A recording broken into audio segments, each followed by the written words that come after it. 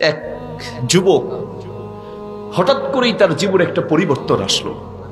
আল্লাহ হেদায়েত দিলেন, মুখে দাড়ি রাখলেন, মাথায় টুপি দিয়ে নামাজ পড়া শুরু করেছেন।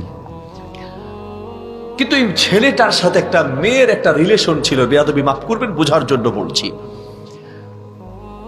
ছেলেটা যে মেয়ের সাথে রিলেশন, তাকে একটা মেসেজ পাঠিয়ে দিয়েছে, আজকের পর তোমার সাথে আমার আর কথা হবে না, আমি আল্লাহর পথে চলে এসেছি, তুমিও আল্লাহর পথে আসো।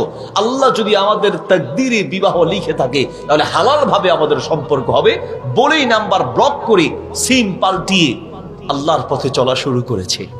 মেয়েটা তাকে খুঁজে সাক্ষাৎ করার কোনো সুযোগ পায় না।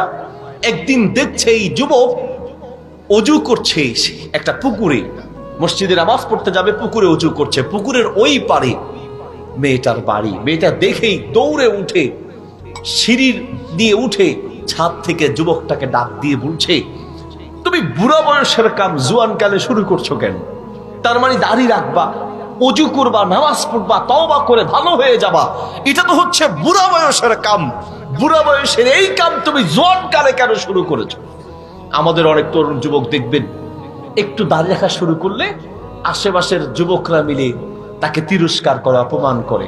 আর এটার নাম দিয়েছে একটু ফান করলাম, আমার হাতে হুজুর হইছে, এভাবে তিরস্কার করো, হাতে নামাজি হইছে, হাতে হুজুর হইছে, হাতে মোল্লা হইছে।